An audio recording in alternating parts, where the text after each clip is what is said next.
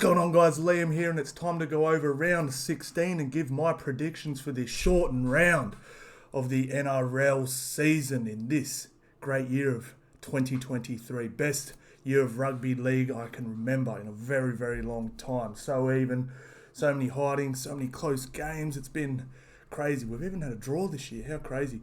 Now, just before we duck into that, so last week I did the KO prediction competition. So you win a $50 gift voucher, and the winner of that one was Ginger Ninja. Now, he has tried to contact me back, but it's not letting him, so I will get in contact you with Instagram, brother, and congratulations. And the cool thing about this is, guys, so I've done these on TikTok as well, but when I do them on TikTok, like 700 people enter.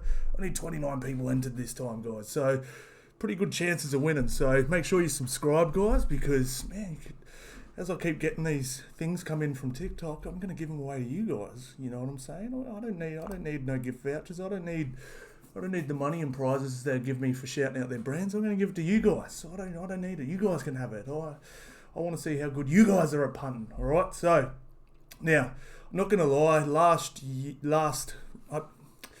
normally not pumped for these games. I'm one of these guys. I love watching superstars play. I love watching the best play the best. But I'm not going to lie, last shortened round was pretty damn good, and we saw some players I was like, damn, that's a genuine first grader or possibly even a future superstar. So I'm not lying this time. I'm actually pumped for this round. It's going to be really, really good.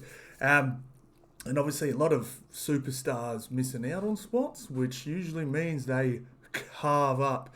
There's a few teams that are going to be like, oh man, why do we have to play him this weekend? Sort of thing. So we'll also go over the ladder too, because a lot of these games, it's round 16, so we've got, this round and 11 more rounds. The games are starting to become real important, and there's players out of these games sometimes, and there's some teams right this weekend. We could be crossing off 2 or 3 teams making the top 8, even though it's close, and we can always talk about mathematically making things, but really it's, when you start talking mathematically making things, you usually don't. So, alright, so we've got the Cowboys hosting the Panthers, we have the Knights hosting the Roosters, we have the Eels hosting the Seagulls, and we have the Tigers, poor old Tigers, hosting the Storm, and then we have the Sharkies hosting the Bulldogs, and we have the Broncos, Dolphins, St George, Bunnies, Raiders, and Titans and the Warriors, all with 2 points free. How good. A lot of these teams need it. Obviously, Broncos, a lot of players out. A couple of players out, a lot of injuries, so all the buys they can get the better. And St George probably need one to just go over a game plan, lock in how they're going to play and all that sort of stuff. And then Bunnies, obviously, with some health issues and state of origin duties as well. So much needed. Wars need one too. They've been doing a lot of travelling. Stuff like that. I feel like they haven't had a whole heap of home games this year. I have to check their roster, their run home, but I feel like they've been playing in Australia a lot more than home. It's just a feeling. But I said from the start of the year, I thought the Warriors should have just got all home games this year. Just thanks for doing what you did over COVID and stuff like that sort of thing. And I don't know. I just feel like they're doing a lot of travelling. All right, let's go. Imagine if Warriors had all home games this year. They're sitting, 5th now? God damn. 6th. All right, so this is a look at the ladder now, guys. Now, just on this quickly, I said the other day, I was talking about this, and someone was like, oh, it's all about the wins you've got, not about how many points. Yeah, no, that is very true. Obviously, Broncos technically do have 2 more wins than the Broncos, but as you can see how log-jammed it is, it's not necessarily, for example, right, so Parramatta Eels right here, so they've got the last bye of the round of the season, right? So let's just say they are fighting for an 8th spot, and let's just say they're fighting for the Raiders for an 8th spot or something like that, right? And they're both tied on 28 points or something. Yeah, the Raiders are playing, but if Raiders are playing and they can get for and against and Eels don't, you know what I mean?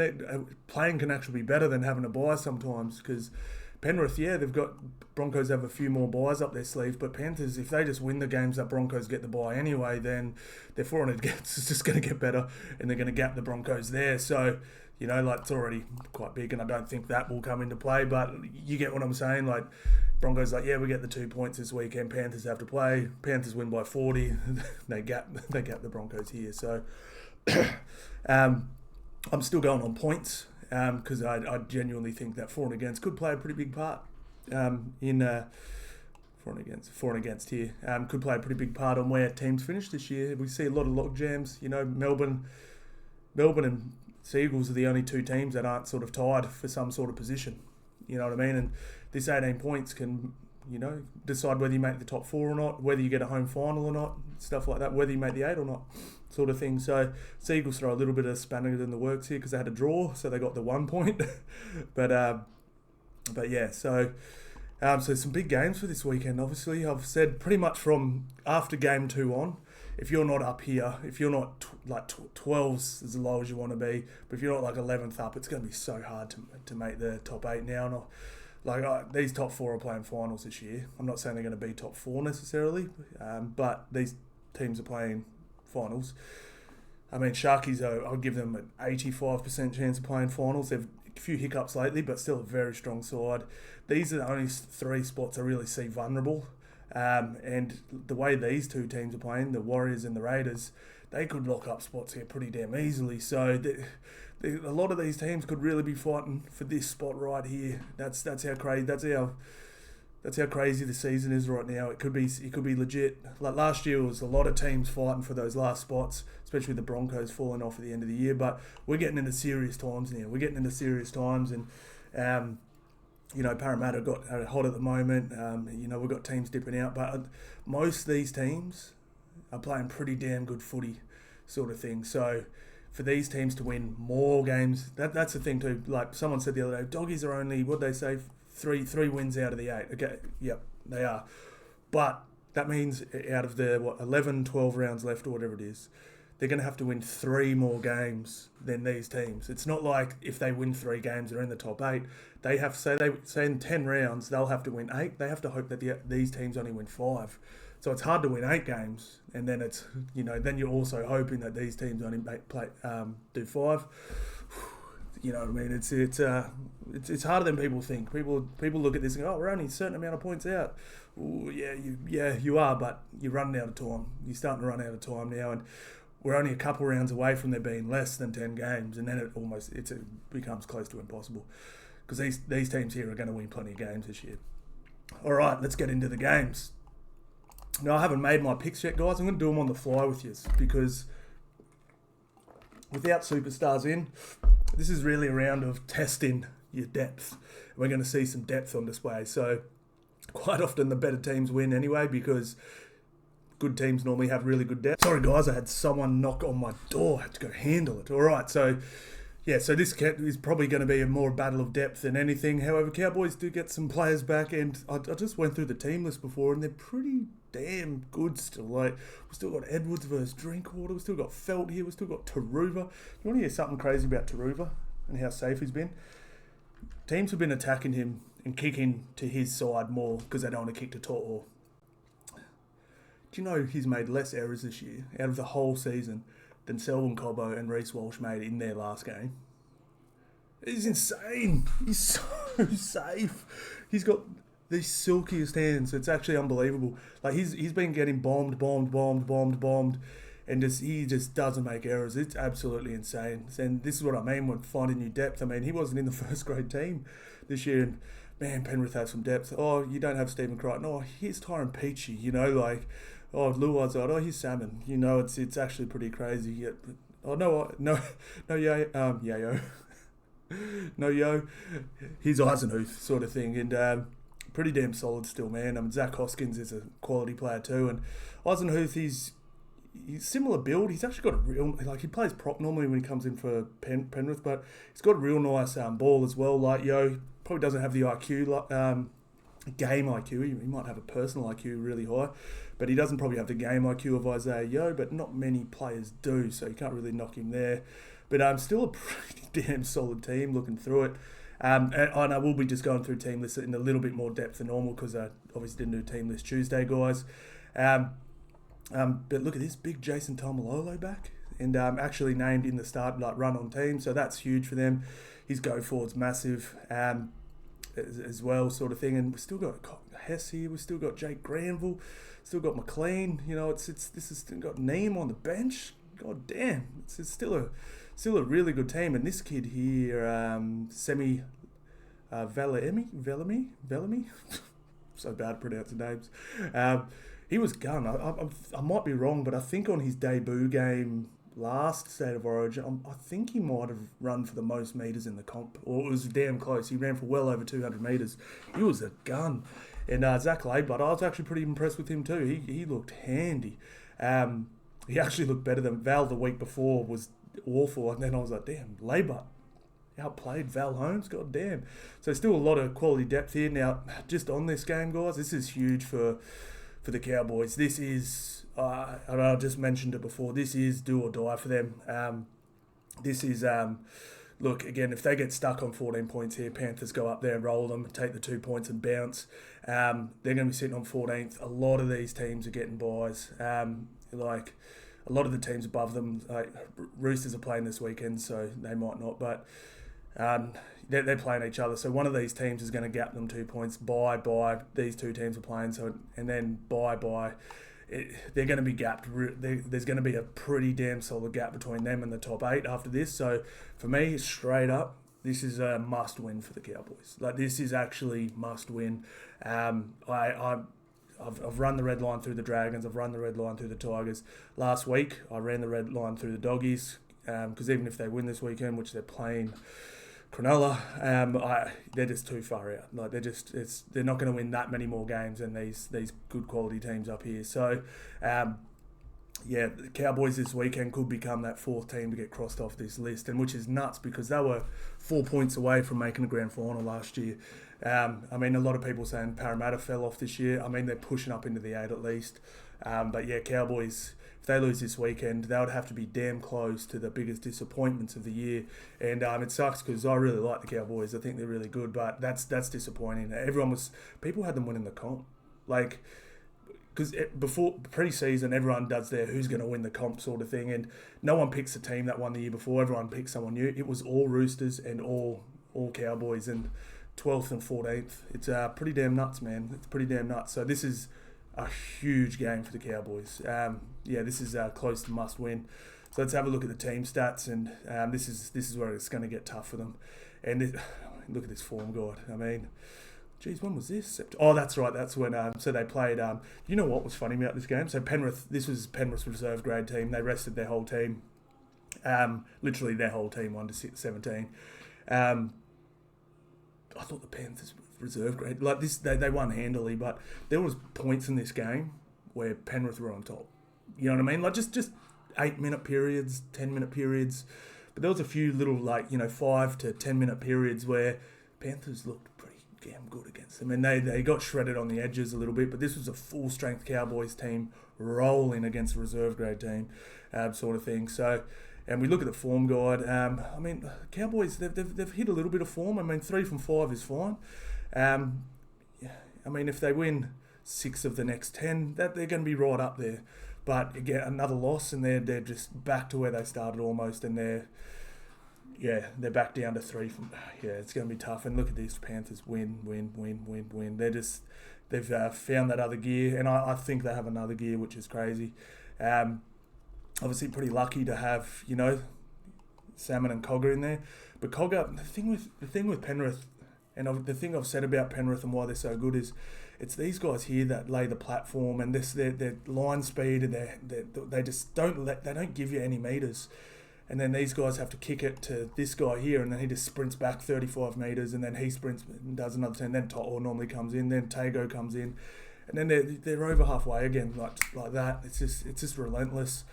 And they've still got all this. They've got all these guys that just stop meters, and then they've got.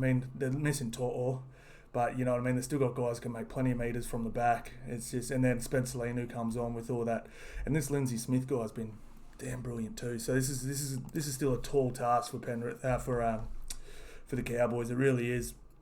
All right. So this year. Current season, so 9 from 13 for the Panthers, 6 from 14 for the Cowboys, Tackle efficiency, I mean, it's not horrendous. Penrith, that's actually low-ish for them. They can get up to 90 quite easily. Average points scored for the Panthers, 24. Not outrageous, but look at the points they concede. Best defence in the comp, and it's not close. It's not close. There's only a handful of teams under 20, and they're like 18 and 19. And then look at this, the points conceded. That's absolutely insane. So this... I mean, I look at this, I dare say it'll probably be a relatively low-scoring game, especially without the craftiness of, your Luais and your Clearys and your extra metres you get from Tor as well. So I dare say this will be a lowish scoring game. But yeah, it's they win the ruck here, fast to play, average play, the ball speed, wins at this venue. Obviously, not much love up there at the new what's it called? Is it Dairy Farmers still or whatever it's called? Their new stadium. I used to go to Townsville quite a lot for work, and I was watching it getting built. Come back every few months and see it a little bit bigger. It was really cool.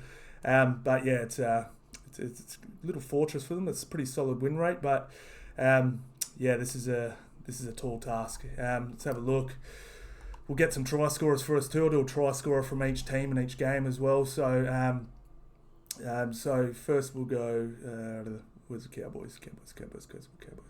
We are. So Cowboys, I mean, we'll have a look at their winning margins. They're 21% of each, losing 1-12. I think this might be a tight one, so I'll go 1-12. By the way, in my tips, I'm giving predicting and tips. Don't listen to my 1-12 and stuff like this. I'll say what's most likely, but 1-12 and 13 plus, as you can see from the comp I did, it's so hard to pick this year, guys. It's a team can just go bang and score 3 tries in 3 minutes, as we saw with the Bunnies last week and stuff like that. So I don't actually advise tipping 1-12s or 13 pluses, but I will give my most likely one sort of thing. But I actually think that the Panthers could do a number on them here. They've lost a lot of their points, you know what I mean, through State of Origin, and Panthers don't let in points. So I dare say this will be a Panthers 13 plus game. Even with the players out. Where are the Panthers? 31%. So they win the more games 1-12 than 13 plus. But yeah, I just feel like this could be one. I just feel like they can keep Cowboys very low, and they can score tries themselves. So I'm going to go 13 plus. So let's go. Let's go with the most obvious try scorer for here. So Kyle Felt here, Tuolungi's out, Val Holmes is out, Dearden's in. So if I was going to look at Bellamy, still can't say his name. I'd probably go Felty on this one to get one. He's probably the most obvious choice. And then from Penrith, I'll go try scorer. I might go Zach Hosking here on an edge. I think he'll be good for one. All right, so let's go on to the next game. Knights Roosters. Man, let's have a look. Like this, both teams are getting into must-win territory. Obviously, we're sitting 12 and 13th. Like I said, after next week, you're not going to be wanted below 12th. A win here probably would at least. Actually, there might be not much. These teams could not move this week because if Cowboys lose, Dolphins, and say these 3 teams all win, or they get buys and Eels win, so maybe there might be no movement here, but you definitely want to chalk up another 2 points for sure. Knights can jump above the Roosters with the win, obviously, so big game. And like I said last night, Ponga for me last week was so good. He was absolutely brilliant. Joey Manu back at fullback, so great matchup there. Great matchup here too. Dom Young versus Tupou. They'll be teammates next year, is it? Next year they'll be teammates. Gagai, I think he's going to have another big game too. Just let Billy know he's still there. And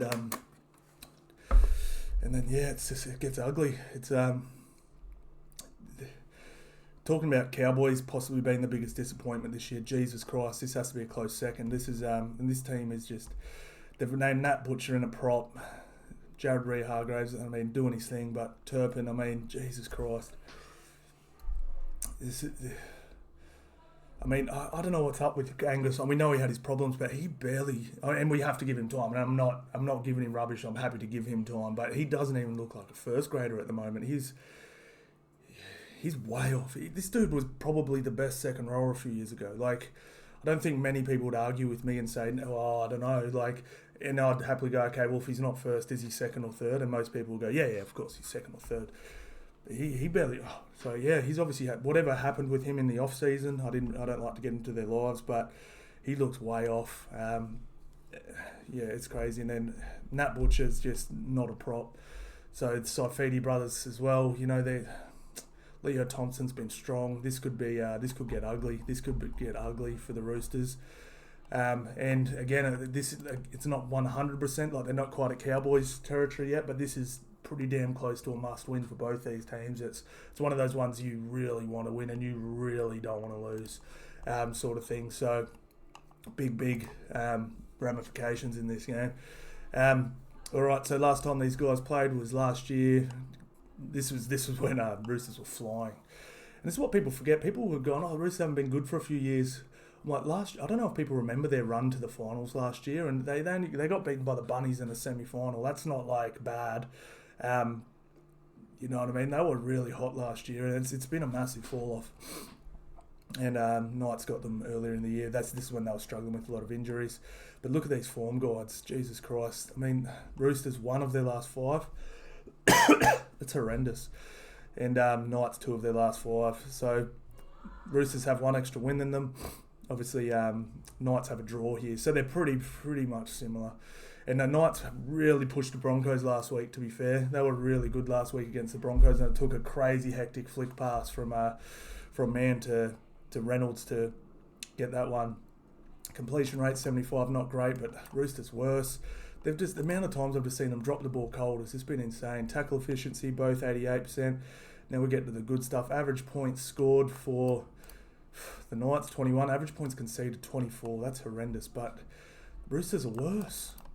Like, they're not getting points, and they're missing Teddy. They're missing.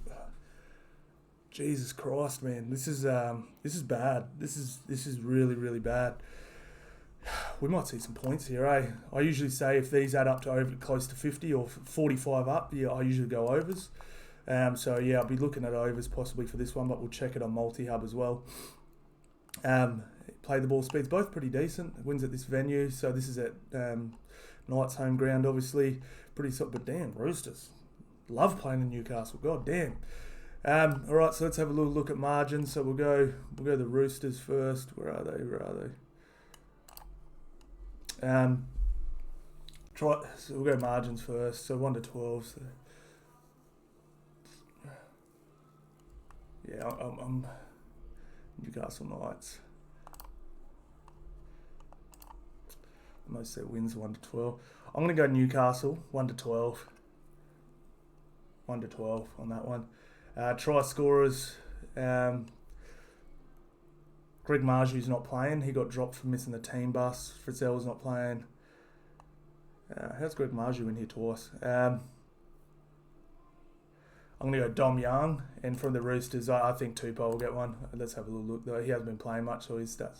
Yeah, I'm going to go Tupou in that one. I think Tupou will get a try. Hell yeah, up the Toops.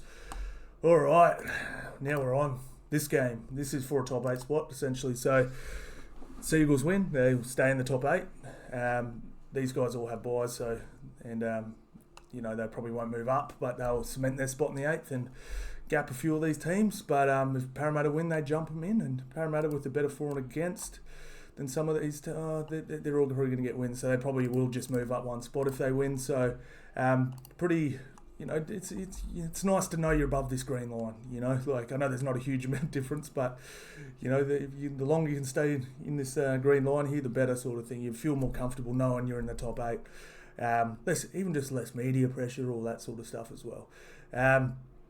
So yeah, I wouldn't say it's a huge game, but you know, they're essentially playing to stay in the top 8. So a bit of feeling there. So obviously Travojevic and Cherry Evans out here, Junior Paulo and Mitch Moses. Congrats, Mitch Moses, getting the call up. And we've got a few wins as well. So watch out, guys. I actually think Manly's going to win because Aaron Woods is back, and he's going to carve up. Oh no, he's named in reserves. He can't make the team, but yeah, he.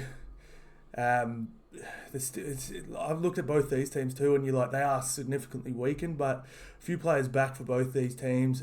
Weeks versus Gutho, obviously Gutho was just shredding up lately, just 3 tries last week, backing up.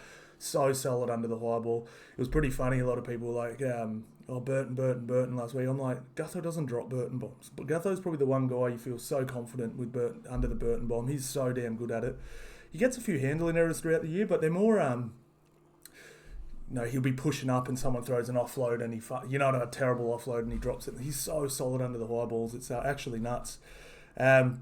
Versus Weeksy here, but still a solid back line. I mean, you've got Sevo on sub, you've got Kohler on Penasini, Simonson on Garrick. I mean, Garrick's got that.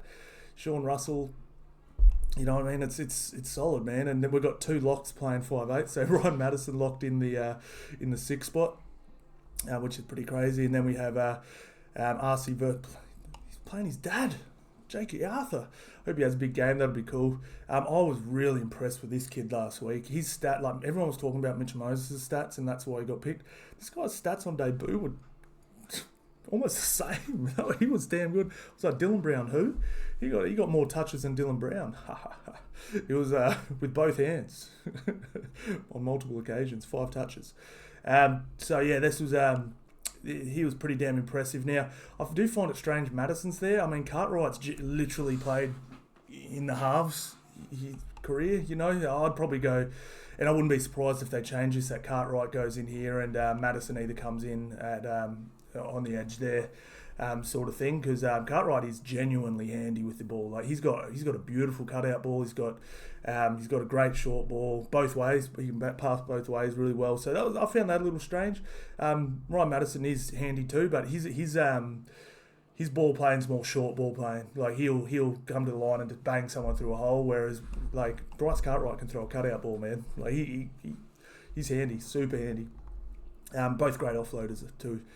I mean, this is still a good pack. I mean, you got Croker here, you got Paseka, Simply, Ola Kawatu. I mean, Sean Kepi. I mean, he's good for a few errors, but still pretty damn. This is still a very good rugby league team. And I'm a bit surprised at the price here. I thought it would have been a little tighter. I mean, think about the play. Oh, so another player that's been named too. So Joe Offarangawi, so he's in too. So that's actually a pretty big inclusion with Junior Paulo out. I actually think this dude's probably better. He's been beast, and he came on and normally, like especially last year, Junior Paulo go off and you could just watch the game shift. You know what I mean? Or RCG and Junior Paulo come off and you could just watch the other team just start swamping meters. When Paulo went off and Ogden came on last week, I was like, damn, nothing's changed. Like he's a beast. I think he made more meters per run than Junior Paulo. It was absolutely nuts. Pretty damn crazy. So Sean Lane though, he's just been named in the reserves, but if he comes into this team, this is all of a sudden a very good team. A very good. It's solid. Like it's not star-studded, but it's still a very good rugby league team. So we might get a pretty high quality game here for 2 teams playing for the 8. Depth tested. So here we go. Both missing their generals. Both missing their. Trbojevic is more X factor than anything, but Mitchell Moses, the general, and then Junior Paulo, the warhorse, the offload machine, the ball playing prop. So pretty. It's going to be tough, man. Let's have a look at the team stats, how they're going this year. All right, so what happened this game? This was this year. That's right. This was a game Parramatta probably should have won. From a memory. Damn close, very high scoring game, and I think it might be similar score to be honest. Parramatta flying 3 from 3, and they had the bye as well, so that's why they sort of jumped up the rankings so high. I mean, Manly, I felt like they were like, oh yeah, they're killing it too, but I'm like, 2 from 5, it's not great. I've said they've been doing this. Because they tailed up someone heavily before this, and then it was like, I think a lot of people tipped them to beat the Broncos, I think, including me, I think. And then they'll get pumped by the Knights, Sharks, Broncos, and they just put a cricket score on the Dolphins, and then absolutely gave the Raiders a hiding too. So really, really strange. And I said in my review video last week, I genuinely think Seagulls are going to do this to some teams, just absolutely annihilate them and look like they could win the comp, and then little Parramatta from last year, sort of thing. That's where I sort of feel like Manly are at right now. They're a little bit of Parramatta last year. Parramatta were more consistent than them last year than they are this year, but I'm getting those vibes. That when they run out full strength, I'm like, damn, this team could put on 40 here. It's not 13 plus, like we're talking 30 plus sort of thing. So yeah, should be interesting. Let's go through the stats. So one extra win for Parramatta, but just don't forget they had a draw here. So I'll give this 6.5 wins. Completion rate, Parramatta, if they want to be any sort of threat this year, has to get this up. Manly not great either, but like you think about this, that means like for every 10 sets they have, they're not completing 2.5 of them. It's pretty bad. That's not good. You definitely want that up. And this as well, that's poor from Parramatta. They've got to get that up too. 86% completion rate. Again, if you break it down into smaller numbers, if there's 100 tackles, they're missing 15, or if there's 10, they're missing like 2.5. 2.5. No, 1.5. 1.5. You know what I mean? That's it's not great. It's not great. And they obviously need to get this number down too. So conceding 20 points, like I said, you really want to get this under 20. But as we've seen from the play, there's not many teams under 20, and that's why Penrith is just so unbelievable. Like so much better than everyone else. It's actually, people are sleeping on that number. Everyone loves to look at attack and stuff like that, but that number is insane. Conceding 11 points a game. Wow, that's man. If they keep the Cowboys to 0 and they drop that to close to 10, that's I don't know if that's been done before. That's absolutely, well, in the modern era. I don't talk much before 2005 because I wasn't watching rugby league when I was like 8 years old. So wins at this venue. Parramatta very strong at CommBank. Is it called CommBank still? Yeah, I think it is. 63%. Manly 33%. I'm going to go Parramatta here, guys. Not with a ton of confidence. Like I said, I think this should be a little closer. But King Gutho, I mean, he is. People say, the amount of time I did a TikTok video and everyone's like, he sucks. He's not the king. I'm like, bro, I'm not saying he's Latrell. I'm not saying he's I'm not saying he's Reece Walsh. I'm not saying, but he is very, very good, and he backs really good backup player, and his effort is just always there. It never lacks. So he's still damn solid. So I'm going to go Parramatta here, and margins. Parramatta winning most of their game. Oh, sorry, this is still the Roosters. Parramatta. We'll go margins first, and we'll go try scorers. Winning more by 13 plus. That's pretty nuts. All their losses 1-12. Only team not to lose a 13 plus game this year, I believe, or maybe Penrith as well. I know they lost 13 plus. This is a tough one. So I'm leaning towards 13 plus, but let's just check Manly. Let's check their margins. Yeah, so they're losing plenty. I'm going to go Parramatta 13 plus here. I think they can get that done. So try scorers, it's hard to go past Sevo here. It depends what side that new RC kid's playing, but this is a game because we don't have two players that are known cut-out ball guys that can, you know what I mean? Like, we could see tries from props, second rowers in this game. So you could be looking at Hopgood. You could be looking at Madison. You could be looking at RCG if you want. You know what I mean? Because it might be a scrappier sort of win sort of thing. And yeah, so this is a tough one. So obviously I'd lock in Sevo. A Cartwright could be real good for a try scorer in this one if you can get a good price on him. Just Ryan Madison, short ball, you know what I mean? Taking the line on, big body, short ball.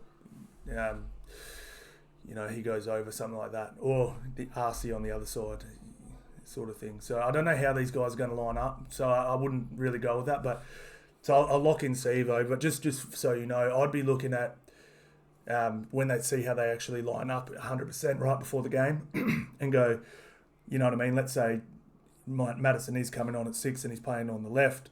You know what I mean? And, maybe look at, what's his name on that other side? What's his name? Always forget his bloody name. Davey. Maybe looking for him short or something like that. Or you go the other side and look at our Cartwright sort of thing. That could be a goer. So for Manly, It's a Jake out.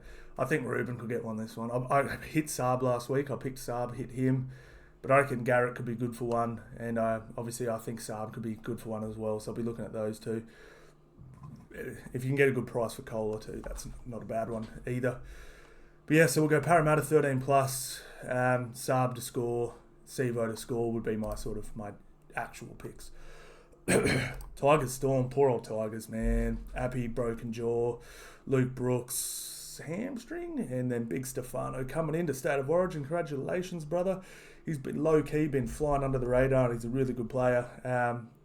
We even saw, I said this in, I think it was my last video, when Broncos played them, and Broncos won handily, but Pat Carrigan was mic'd up for it, and he's like, they're winning the ruck. He keeps winning the ruck. You could hear him say, he said it about 3 or 4 times. He's, and think about that for a second. That's Flegler, Carrigan, and Payne Haas, and he was winning the ruck. You know what I mean? That's no easy feat, sort of thing. So Stafford Toa comes in at 5'8", and Brett Naden comes in. So Jesus Christ, just looking at this is a lot of hard ball running guys. Like, it's just actually insane. They're almost carbon copies of each other, almost. Big, strong, athletic. Tongan, I don't know where everyone's from. I know Naden's Aboriginal, but just big, strong, athletic, ball running guys. Like, not a ton of ball playing here, but god damn, there's some athletes here, man. I'm telling you, wow, that's full on. And it's Bateman comes in and locks the scrum here. Will this be Twali's round? Nah. I doubt it. So yeah, some interesting changes there from the Tigers. Obviously, Munster out, Welsh out, Katoa out, Grant out, Coates out. George Jennings comes in, Seve comes in, Pezet comes in. I've been a huge fan of Kama Kamitha this year. He's been great. Big Nelson comes into the starting lineup. Tarek Sims starts for the first time this year, I believe. And then their bench gets a little skinny all of a sudden. But, I mean, look, we'll go through these really quickly, but Storm should win this comfortably. We were talking about how great the Tigers are going. They're still only 3 from 13. I've been a big fan of how they've been playing, and I've been giving them as much raps as I can because I think they deserve it. Melbourne really just flying high. 8 from 13, that's fine. Tackle efficiency, completion rate, 80%, that's fine. Tigers have actually been pretty damn good completion rate lately anyway. They had a stinker start to the year, but I dare say in their last 6 weeks, they'd be over 80%. Just guessing, but most of their games, because I check them post-game and stuff like that, I distinctly remember this number being well over 80 plenty of times in the last sort of six weeks sort of thing. Tackle efficiency, great. So the Tigers are doing a lot of good things. But again, I just wanted to highlight that too. So Melbourne, again, that's not very Melbourne. That's plenty of points that they're conceding. Like, you think about that, that's almost double what Penrith are conceding in a game sort of thing. So, they've definitely got to work on that if they want to be a genuine. They're already a title contender for sure because they can beat any team on their day. But yeah, they definitely want to tidy this up a little bit, and Tigers want to tidy that up a little bit. Come on, Tigers, let's get some points, man. Let's get some points. As I said before, look, they've been winning the ruck very, very quick, very, very quick. If you can get that under 3.5 seconds on an average for your season, you're well on your way to winning games. Combine that with a great efficiency rate and a completion rate, which, like I said, has probably been close over 80. This is a formula to win games. So they do have home ground advantage, but unfortunately Melbourne win there a lot, sort of thing. So look, we'll go Tigers. We'll go Melbourne there. Just obviously no Brooksy, and Wakeham was awful last week. Like, I was like, oh my, like, it was a terrible game of rugby league, sort of thing. So we'll go Melbourne. We'll go. I think they might get this one 13 plus. I know they haven't been winning many games 13 plus, but they were pretty damn electric. I know Munster's not there, stuff like that. But yeah, I think they might get this one 13 plus. And we'll go try scorers too. I think Nick Meaney's a pretty good lock in there. And I'll go Nick Meaney as a try scorer. With Tigers. There we are. Stafford Toa getting his hand on the ball a bit more. I'm going to lock in my new favourite player, Bulla, the Bull, Beeston. I reckon he could get something through the middle. No, yeah. great try scoring rate, and he's just been freaky. So I'm going to go Buller, maybe off an offload or something like that. So we'll go Tigers. So we'll go Storm 13 plus to win that one. And now Sharkies Bulldogs. Now I feel sorry for the Bulldogs, man. I mean, let's see their last couple of games. I mean, they've won from 5. They got pipped by the Roosters. Warriors got them pretty comfortable. That scoreline didn't quite... No, that was a comfortable win from the Warriors. I mean, they've been in them. I mean, Eels, that was a hiding. But they've been in games, but it's just like, if we have a look at it, like I said last week, they're gone. And just on Bulldogs, I don't understand. I said this a little bit in my post last week one. People asked me, do you think Serraldo's a flop and stuff like that? They started asking me about a month ago, and I was like, nah, he's, injury. And I gave the excuses that the Bulldogs fans have sort of been given, which is fair. Like, they've had injuries and stuff like that, but Parramatta have had plenty of injuries. Melbourne had tons of injuries. Rabbitohs pretty much lost their whole forward pack at the start of the year. Panthers have had injuries. Broncos are pretty much the only team that haven't, to be fair. Warriors have had tons of injuries this year. They had 7 players out a few weeks ago. You know what I mean? Like, you can only use that excuse so far. Like, you can use it and it's true, but at the end of the day, like, a lot of these teams have had plenty of injuries. Like, look at the Dolphins. How many injuries they had? They lost their halfback. They've lost tons of players. They were down to third string players and stuff like that in a new club, and they've won more games, sort of thing. So that excuse thing doesn't fly, but it only gets pushed so far. But man, I don't understand their game plan. Like, this is like you watch them play, and if you want an example of it, go watch Parramatta versus thing again. Even just sort of skip through to where they're attacking. Like, you know what I mean? Like, they've got the ball. You don't have to watch them defend, but they don't bash through the middle. Like, they'll get kicked. The ball get kicked down to them. Run up, fullback runs up, gets tackled, and then winger comes in. Like, Karaz, do a great run. 12 metres is a great player, and then they'll shift the ball.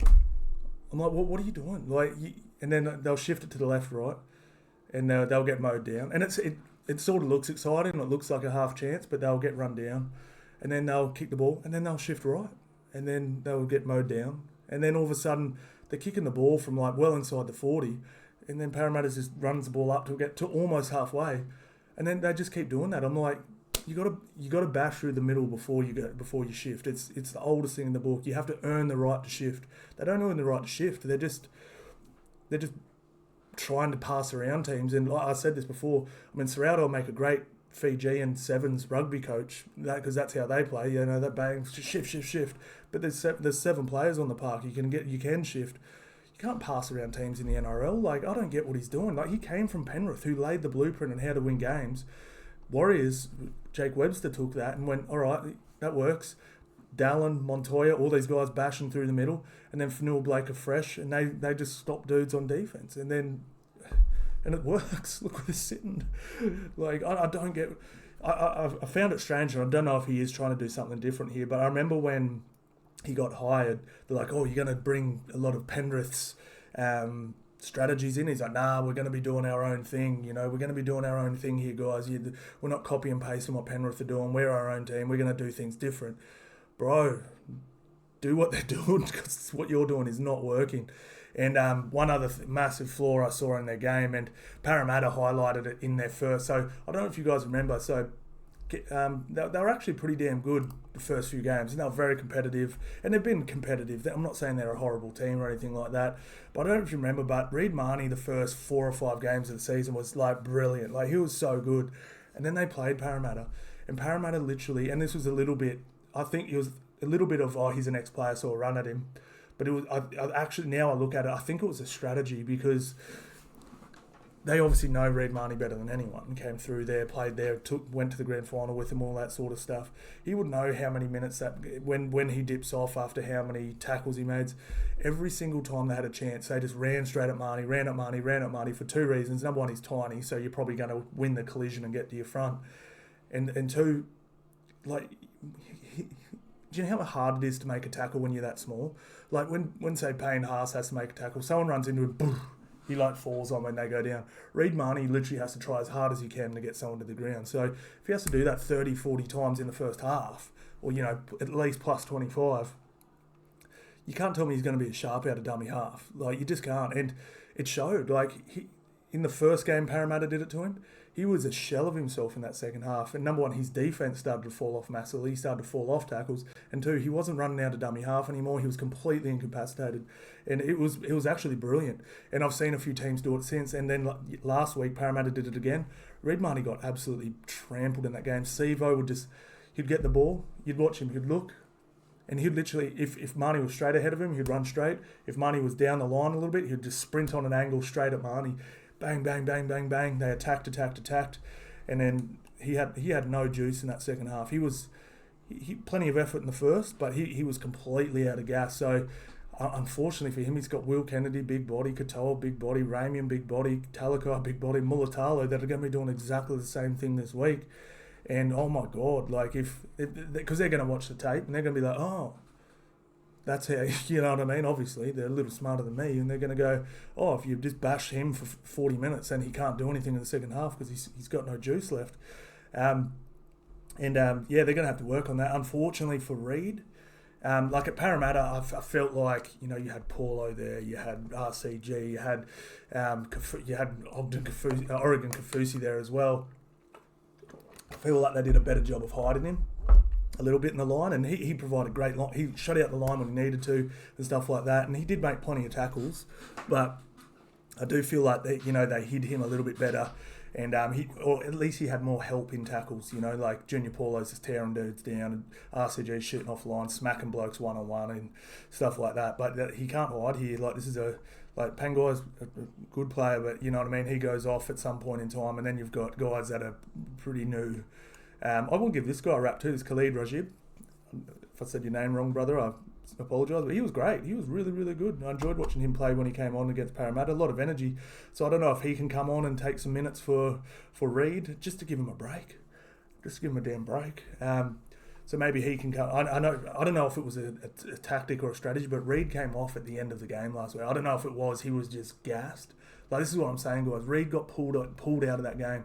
A guy that went to a premiership last year as hooker, and a lot of people said he was, you know, top 5 hookers. People talking about him for Origin and stuff like that got yanked at the end of the game, and Rajib came on.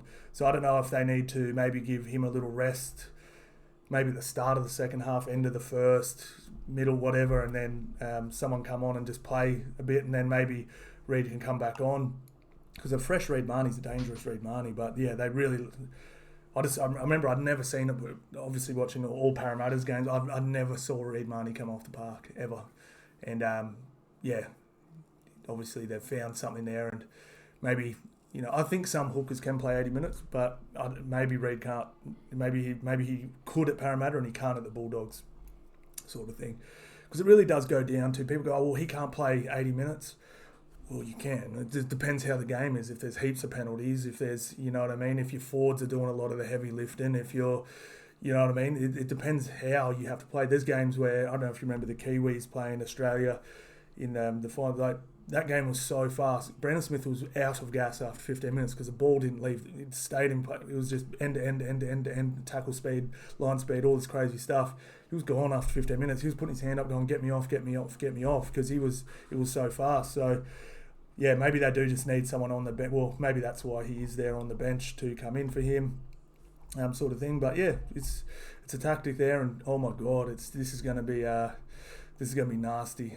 We got Nico Hines snubbed from Origin for having a bad game. He actually had 1.5 bad games. His game the week before wasn't great either. But he's going to come out and fire, man, I'm telling you. And these guys here have to hold the ball, stop being silly with the ball. We'll see in a minute. Completion rates for the year is pretty poor, you know what I mean? So that's not great. They need to. That's not premiership winning completion rate. Yeah, this. I mean, this forward pack is still. You got Kafusi. I mean, Hunt's out, but you got Ueli, Kafusi, Nakora running hard lines. You got Finucane, then you got McInnes, Wade Graham. Thomas Hazelton's been great through the middle too. So. This forward, like I predicted with Parramatta, is probably going to get bashed up pretty heavily. Reid Marnie's going to have to make a ton of tackles, and then Jesus Christ, Nico Hines pissed off he didn't get picked for Origin. I'm locking it in now. Sharkies 13 plus. This is going to be a humping with no lubricant. I don't give locks, but this is like, you know what I mean, because there's really no such thing as a lock. But this is damn close to a lock. This is damn close. I'm betting my house on this. Don't bet your house on this. Please gamble responsibly. But I won't. I'll gamble irresponsibly. You gamble responsibly. Right, so let's have a look at these. So yeah, Penrith's got a lot to work on. But yeah, look at the 86% tackle efficiency. Not good. I mean, Shark isn't a ton better, but average points conceded 25. Average points scored. I mean, Jesus Christ, guys, you got the Fox in your team. You got Burton in your team. Come on, you need more points than that. You got Carraz in your team. Come on, man. I'm sure this would be about 3 or 4 points higher if Kikau was in your team. Just saying. Just because I know you guys have struggled with injuries. I'm not hating on you, Bulldogs. But yeah, average points scored, average points conceded. So yeah, this could be a serious flogging. This could be a real hiding.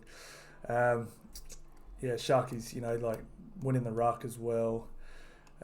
Yeah, so we'll go Sharkies by 13 plus. If there's a bigger, this could be 20 plus. Because I see that Sharkies team better than Parramatta's team that just put 30 on them last week. So yeah, this could be rough. All right, so Sharkies. So we'll look at margins first. So yeah, plenty of games by 13 plus. Yeah, they're going to get this one done 13 plus. Try scorers. I'd be looking at guys in the second row, and I'd be looking at Nakora. He's always good for one in a high scoring game. Royce Hunt. Yeah, Mulatalo is obviously solid as. I think he's damn close to the highest percentage in the comp at the moment. But yeah, I'm going to lock in probably Niokora and Mulatalo for try scorers. Let's have a little look at the doggies real quickie before we get out of here. It's time to go. No Adokar. Jesus Christ. Yeah, they've lost 36% of their games by 13 plus. Yeah, we'll lock that one in. 13 plus for the poor old doggies. And then Jesus, that'll just knock them right out of contention as well. They'll be gone. They'll be stuck on 12 points, where pretty much from 12 up will be on 18. And then, from 7 up is going to be on 20. Too far away, man. Too far away. It was a good run, doggies, but it's time to rebuild for next year. Blood some new players, try some new systems and stuff like that, because this year what you did not work, unfortunately. That's it, guys. We're all in, so we're going. Panthers, Knights, Para, Storm, Sharkies, and then all these teams to win the bye. Thank you all so much for watching, guys, and I'll see you on the next one.